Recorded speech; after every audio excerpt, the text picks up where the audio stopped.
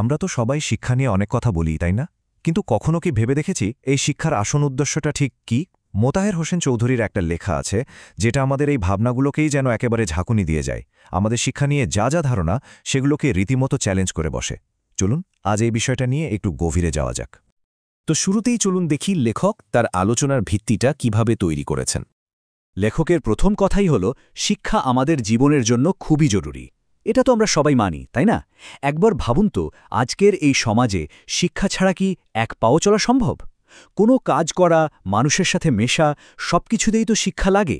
মানে আধুনিক জীবনে টিকে থাকার জন্য এটা একটা বেসিক জিনিস। আচ্ছা, এবার একটা পরিসংখ্যানের দিকে তাকানো যাক। এটা দেখলে প্রথমবারই মনে হবে, বাহ, সমাজ হিসেবে আমরা তো অনেক এগিয়ে গেছি। হ্যাঁ, ৯৫%। লেখক এই সংখ্যাটা আমাদের সামনে এনেছেন। এটা কিন্তু আমাদের জনসংখ্যার একটা বিশাল অংশ, যারা কোনো না কোনো প্রাতিষ্ঠানিক শিক্ষার মধ্য দিয়ে গিয়েছে। তার মানে আজকের সমাজে ৯৫% মানুষই শিক্ষিত। ভাবা যায়? ওপর থেকে দেখলে তো মনে হবে এটা একটা অসাধারণ অ্যাচিভমেন্ট, তাই না? প্রায় সবাই শিক্ষিত। কিন্তু ঠিক এই জায়গাতেই লেখক একটা মোড় নিয়েছেন। তিনি এমন একটা প্রশ্ন তুলেছেন যেটা বেশ কঠিন আর গভীরও বটে। প্রশ্নটা হলো, শিক্ষিত হওয়া আর সত্যিকারের মানুষ হয়ে ওঠা, এই দুটো কি আসলেই এক জিনিস? এখানেই লেখকের যুক্তির আসল জায়গাটা।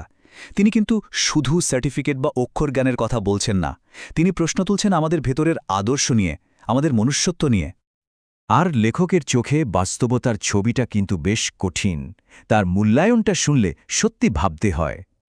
দেখুন, একদিকে ৯৫% মানুষ শিক্ষিত, আর অন্যদিকে লেখকের মতে তাদের মধ্যে মাত্র ৩০% সত্যিকারের মানুষ হতে পেরেছে।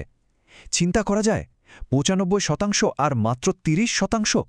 এই যে বিশাল একটা ফারাক, এটাই কিন্তু লেখকের সবচেয়ে বড় চিন্তার কারণ। তাহলে স্বাভাবিকভাবেই প্রশ্ন আসে, বাকিদের কি হবে?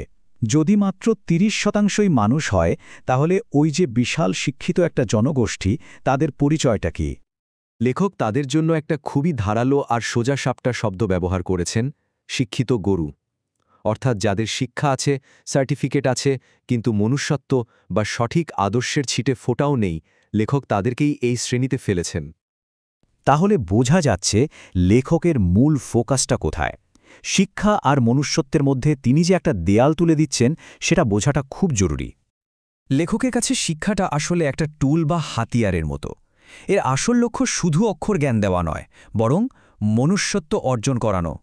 কিন্তু সমস্যাটা হলো, প্রাতিষ্ঠানিক শিক্ষা আর সত্যিকারের মানুষ হয়ে ওঠার মধ্যে একটা বড় ফাঁক রয়ে গেছে। বেশিরভাগ মানুষই প্রথমটা পেয়ে যাচ্ছে, কিন্তু দ্বিতীয়টা পর্যন্ত আর পৌঁছাতে পারছে না। লেখকের মতে এই মনুষ্যত্ব মানে হল সেই বোধ যা আমাদের স্বার্থপর হতে বাধা দেয়, অন্যের কথা ভাবতে শেখায়, জীবনের আসল মূল্যবোধ চেনায়। শিক্ষাটা কেবল সেই মনুষ্যত্ব অর্জনের একটা পথ, কিন্তু দুঃখের বিষয় হল আমরা অনেকেই সেই পথেই হারিয়ে যায়, আসল লক্ষ্যে আর পৌঁছানো হয় না। সবশেষে লেখকের এই পুরো বিশ্লেষণটা আমাদের একটা বড় প্রশ্নের সামনে এনে দাঁড় করায়। শিক্ষা বনাম মনুষ্যত্ব, এই দুয়ের মধ্যে আসল পার্থক্যটা কোথায়? আমাদের প্রাতিষ্ঠানিক শিক্ষার লক্ষ্যটা ঠিক কী হওয়া উচিত? আর আমরা সেই লক্ষ্য পূরণে আসলেই কতটা সফল? প্রশ্নটা কিন্তু ভাবার মতোই।